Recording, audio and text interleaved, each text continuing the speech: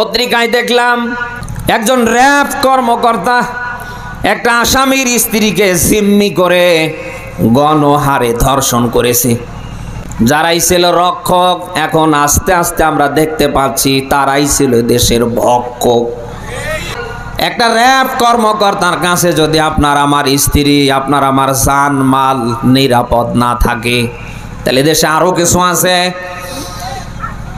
53 বছর ধরে আমরা দেখেছি অনেকে অনেকভাবে দেশে অন্যায় অবরোধ বন্ধ করবার চেষ্টা করেছে, শান্তি দেবার চেষ্টা করেছে, কেউ শতভাগ দিতে পারেনি, কিয়ামত পর্যন্ত পারে না, পারবে না। একমাত্র অন্যায় অপরাধ মুক্ত হবে, শতভাগ শান্তি প্রতিষ্ঠিত হবে তখন, আগামীর বাংলায় কোরআনের সুশাসন প্রতিষ্ঠিত হবে যখন। যেই বলেন, যে দলের কর্মী হন, আপনাকে এটা মানতে হবে। যদি আপনি মুসলিম দাবি করেন, তার বাস্তব একটা উদাহরণ দিচ্ছি। বিশ্বনবী মুহাম্মদ রাসূলুল্লাহর মতো মানুষ 10 বছর কোরআন দিয়ে মদিনা চালিয়েছেন।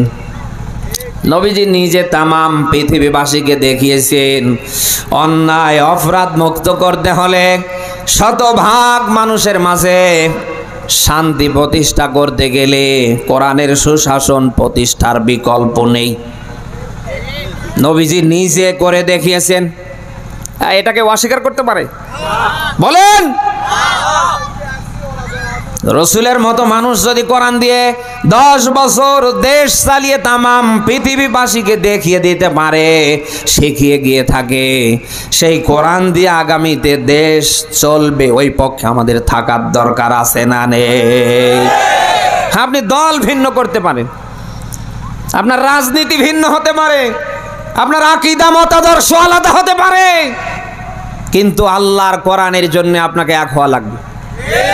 রসুলের যদি উম্মত দাবি করেন, রসুল যা করেছেন জীবন যাকার থাক, আপনাকে তা করা লাগবে। আপনি শুধু রসুলের সস্তা সুন্নত মানবেন, টুপি দেওয়ার সময়, দাড়ি রাখার সময়, জুব্বা পরার সময়, খাবার পরে মিষ্টি খাবার সময়। রসুল যে মিয়া 10 বছর কোরআন দিয়ে দেশ চালিয়েছেন, ওটা কোথায়?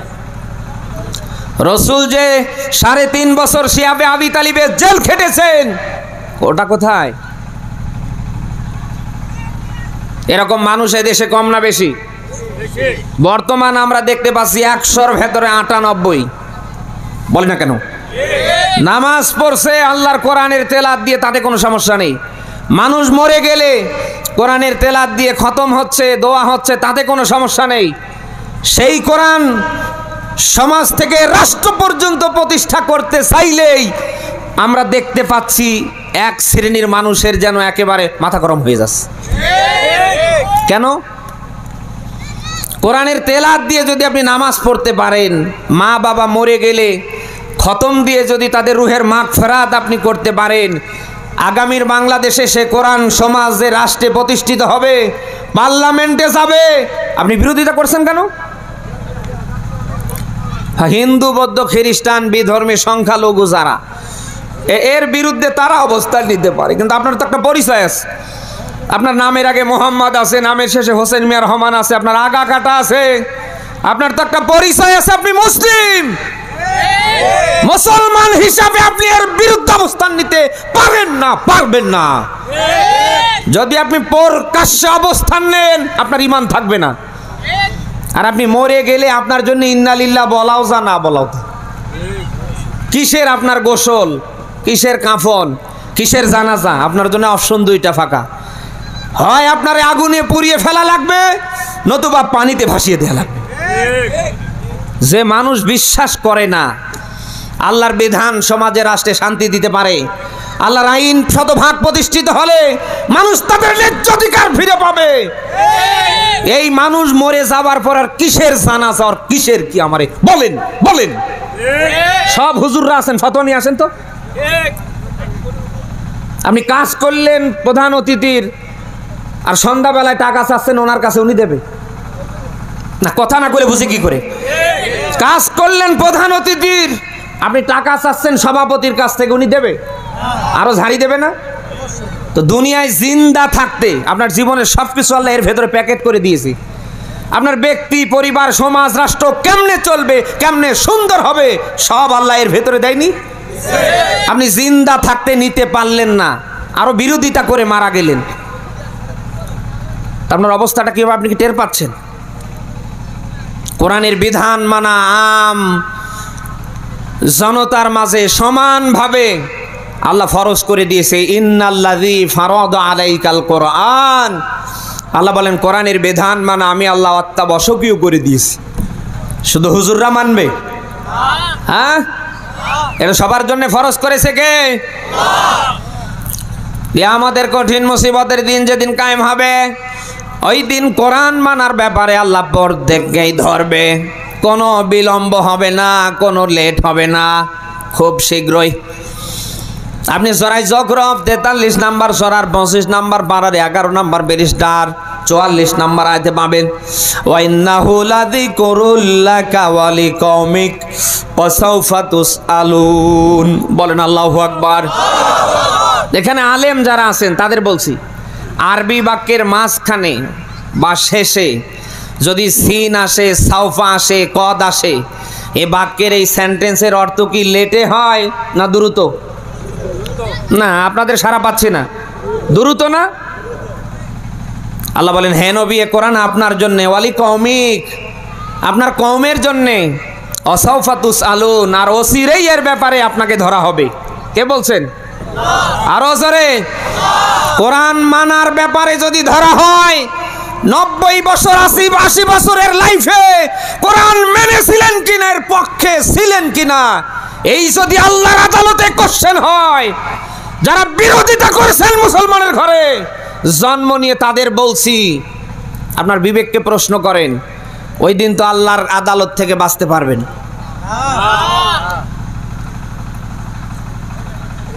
ফিরে আসেন, এখনো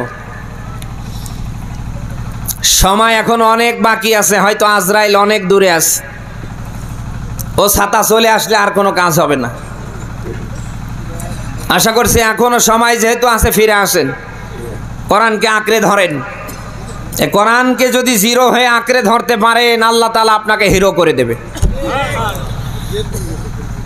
10 জন সাহাবী দুনিয়ায় জিন্দা থাকতে জান্নাতের সুসংবাদ পেয়েছিলেন। তার ভেতরে প্রথম নাম্বার আবু বকর, 2 নম্বরে ওমর, 3 নম্বরে ওসমান, 4 নম্বরে আলী। এভাবে 1 জন নয়, 2 জন নয়, 10 জন সাহাবী দুনিয়ায় জিন্দা থাকতে জান্নাতের সার্টিফিকেট পেয়েছিলেন। যত কারণে জিন্দা থাকতে জান্নাতের সার্টিফিকেট পেয়েছিলেন, তার ভিতরে অন্যতম কারণ হচ্ছে আল্লাহর কোরআন। ওদের জীবন জিন্দেগিতে কোরআন থাকবার কারণে, কোরআনের বিধান দিয়ে সমাজ রাষ্ট্র চলবে, এই পক্ষে হাত রাখবার কারণে জিন্দা থাকতেই আল্লাহ জান্নাতের সার্টিফিকেট দিয়েছেন। এমন সম্মান, এমন মর্যাদা আল্লাহ বাড়িয়েছেন, কিয়ামতের কঠিন মুসিবতের দিন যেদিন কায়েম হবে, বিশেষ করে রাসূলের সাহাবী হযরত আবু বকরের জন্য ওই দিন জান্নাতের 8টা দরজা ওপেন হয়ে যাবে। জান্নাতের প্রত্যেকটা দরজা থেকে আওয়াজ আসবে, আবু বকর আমার ভেতরে আসো, আমার ভেতরে আসো। সে কোরআন আজও আমাদের কাছে আছে না নেই? আমরাও যদি ওই কোরআন ওইভাবে সাহাবীদের মতো করে নিজে মানতে পারি, এটা মানানোর পক্ষে হাত রাখতে পারি, সাহাবীদের মতো মর্যাদা আল্লাহ আমাদেরও বাড়াতে পারে না, পারে না? সে কোরআনের দিকে আমাদের ফিরে আসার দরকার আছে না নেই? প্রাণ প্রিয় নওগাঁবাসী, আমাদের কঠিন মুসিবতের দিন যখন কায়েম হবে, ওই দিন আল্লাহ তাআলা তার রাসূলকে সুপারিশের অনুমতি দেবে। হে রাসূল, আপনার উম্মত যাদের মনে হয় তাদের হাউজে কাউসার দেন আর সুপারিশ করে জান্নাতে নেন। মুহূর্তের ভেতরে নবীজি যেন তাই শুরু করে ফেলবেন, কিন্তু কাউকে নবীজি হাউজে কাউসার দেবেন, আবার কাউকে সুপারিশ করবেন, আবার কাউকে এমনটা করবেন যেন হাউজে কাউসারও দেবে না, সুপারিশও করবে না। শুনতেছেন? এজন্য একটা দলীয়করণ হয়ে যাবে। আল্লাহ তাআলা নবীজির কাছে জানতে চাইবেন, হে নবী আমি বললাম কি আর আপনি করছেন কি? আমি বললাম আপনার উম্মত যাদের মনে হয় তাদের সুপারিশ করেন, হাউজে কাউসার দেন আর জান্নাতে পাঠান। কিন্তু কি দেখছি, বিশ্বনবী কি বলবেন এ কথাও আল্লাহ সূরা ফুরকানে দিয়েছে। আপনি সূরা ফুরকান 25 নাম্বার পারার প্রথম নাম্বার পৃষ্ঠার 30 নাম্বার আয়াতে ব্যাখ্যা পাবেন। অকলা রাসূল, সেদিন রাসূল বলবে, ইয়া রাব, হে আমার রব, ইন্না কওমি তাখাযু হাযাল কুরআনা মাহজুরা। আয়াতের দিকে খেয়াল করেন। রাসূল বলবে, হে আমার রব, হে আমার প্রতিপালক, এরা আমার জাতি, এরা আমার কওম, তুমিও জানো আমিও জানি। ইন্না কওমি তাখাযু হাযাল কুরআনা মাহজুরা। আল্লাহ এই জাতি, এই কওম, আমার উম্মতেরা, এরা কোরআনকে পরিত্যাগ করেছিল। ওদের ব্যক্তি, পরিবার, সমাজ, রাষ্ট্রের কোনো জায়গায় কোরআন ছিল না, বরং ওরা সর্বাত্মক প্রচেষ্টা চালিয়েছিল কি করে কোরআন বিদায় করা যায়। আলেম যারা আছেন তারা আওয়াজ দেবেন, মিম হা মাহজুরা, জিম ওয়াও র আলিফ। মাহজুরা শব্দের অর্থ হলো ত্যাগ করা, ত্যায্য করা। শুনতেছেন? বিশ্বনবী ওই দিন বলবেন, রব্বুল আলামিন, এরা আমার উম্মত ঠিকই ছিল, এটা আমিও জানি তুমিও জানো, কিন্তু এরা ছিল কোরআন ত্যাগকারী, কোরআনের সাথে এদের কোনো সম্পর্ক ছিল না। প্রিয় নওগাঁবাসী, কোথায় নীলফামারী আর কোথায় আপনাদের নওগাঁর বদলগাছি, আমি আপনাকে অন্তত বাঁচাতে চাই। কোরআন হাদিসের চশমা লাগিয়ে দেখতে পাচ্ছি আপনি যা করছেন বাঁচার কোনো পথ নেই। আমি দিনী ভাই হিসাবে, মুসলিম ভাই হিসাবে দরদ নিয়ে আপনাকে বাঁচাতে চাই। এখনো সময় আছে, আজরাইল হয়তো 2-4-5 কিলো দূরে আছে। যদি পারেন ফিরে আসেন, আল্লাহর কোরআনকে আপনি আঁকড়ে ধরেন, এই কোরআনের বিধিবিধান দিয়ে নিজেকে সাজান। আপনি কি করে আল্লাহর বিধান দিয়ে চলতে পারেন ওই পক্ষে হাত রাখেন। আমি এতটুকু আশাবাদী, কিয়ামতের ময়দান যেদিন কায়েম হবে, আপনার ভাই, আপনার মা, আপনার বাবা, আপনার স্ত্রী, আপনার সন্তান, আপনার নেতা খাতা, শুভাকাঙ্ক্ষী হিতাকাঙ্ক্ষীরা আপনার থেকে মাইনাস হলেও আল্লাহর কোরআন ওই দিন আপনার থেকে মাইনাস হবে না। দুইটা জিনিস কিয়ামতের ময়দানে মানুষের জন্য সুপারিশ করতে পারবে, তার ভেতরে প্রথম নাম্বারে কোরআন শরীফ। সুবহানাল্লাহ বলতে পারেন না? নবীজি বলেন, আল কোরআনু হুজ্জাতুল লাকা ওয়া আলাইক। এটা কারোর পক্ষের একদিকে দলিল হবে, আবার অপর দিকে কারোর বিপক্ষের দলিল হবে। নবীজি বলেন, দুনিয়ায় যারা কোরআনের পক্ষে থেকে মারা যাবে, এ কোরআন কিয়ামতের ময়দানে তাদের পক্ষের দলিল হবে। এমনকি আল্লাহর সাথে ঝগড়া করে হলে ওই কোরআন কিয়ামতে আপনাকে জান্নাতে নেবে। অপর সিস্টেম দেখুন। আর আপনার বিরুদ্ধে যদি এ কোরআন কিয়ামতের ময়দানে দলিল হয়, আপনার বিরুদ্ধে যদি বাদী হয়ে মামলা দেয়, আপনার বাঁচার কোনো উপায় আছে? আমি আপনার দিনই মুসলিম ভাই হিসাবে আপনাকে আমি বাঁচাতে চাই। সামান্য সিজনারি, একটু ঠান্ডা, একটু গরম আপনি নিতে পারেন না। মরে যাবার পরে জাহান্নামের আগুন আল্লাহ জ্বালাবে মানুষ আর পাথর দিয়ে। দুনিয়ার আগুন জ্বালানো হয় কাঠখড়ি দিয়ে। আপনি এর এই আশেপাশে থাকতে পারেন না, অথচ দুনিয়ার তুলনায় আখিরাতের আগুন আল্লাহ জ্বালাবে দুনিয়ার আগুনের তুলনায় 69 গুণ বেশি তাপমাত্রা দিয়ে। কি বলছি, আবেগ দিয়ে নয়, আবারও রিপিট করে বলছি, বিবেক দিয়ে নেবার চেষ্টা করেন। সামান্য দুনিয়ার এই কাঠখড়ির জ্বালানো আগুনের তাপমাত্রা যদি আপনি সহ্য করতে না পারেন, আপনার বডি নিতে না পারে, জাহান্নামের আগুন আল্লাহ জ্বালাবে মানুষ আর পাথর দিয়ে। আপনাকে ওই দিন যদি আল্লাহ জাহান্নামের আগুনে জ্বালায়, আপনার অস্তিত্ব থাকবে? বলেন। যা করেছেন অন্তত অনুরোধ করে বলছি ফিরে আসেন। আপনি যদি ফিরতে পারেন, ওমরের মতো আল্লাহ তাআলা আপনাকে মাফ করে দেবে। ওমর বিশ্বনবী মুহাম্মদ রাসূলুল্লাহকে ইসলাম কবুল করবার আগে কিন্তু হত্যা করবার মতো কাজটা হাতে নিয়েছিলেন। তিনি যখন আল্লাহর কোরআনের কাছে আসলেন, কোরআনকে যখন আঁকড়ে ধরলেন, একবার যায় তিনি যখন মুসলমান হয়ে গেলেন, হযরত ওমরের সম্মান মর্যাদা এত পরিমাণ আল্লাহ বাড়িয়ে দিলেন, ওমর যে রাস্তা দিয়ে ঢুকতো শয়তান ঢোকার সাহস পেত না। আমি প্রায় শিক্ষার জন্য বলি, এক মদ খাবার পরে বগলে করে আর একটা মতের বোতল নিয়ে আসছে। হযরত ওমর এই দৃশ্য অনেক দূর থেকেই যেন দেখে আসছে। মদখর আর ওমর একেবারে কাছাকাছি। মদখর হযরত ওমরকে কোন রকম দেখা মাত্রই যেন আর কলিজার জায়গার কলিজা নেই। ডাক দিয়া বলছেন, আল্লাহ ওমর থেকে আজ আমাকে বাঁচাও। আল্লাহ আমি কথা দিলাম আর জীবনে মদের বোতল আমি হাতে নিব না। হযরত ওমর ডাক দিয়ে বলেন, যুবক কি যেন তোর বোতলে দেখছিলাম, দেখি তো। যুবক আস্তে করে মদের বোতলটা ওমরের হাতে তুলে দিলেন, কিন্তু চোখ খুলতে সাহস পায় না, কারণ যুবক ভালো করেই জানে বোতলে যা আছে তা মদ। আর যে মানুষ আমার বোতল হাতে নেবে ও তো মানুষ না, ও তো যেন জ্যান্ত আজরাইল।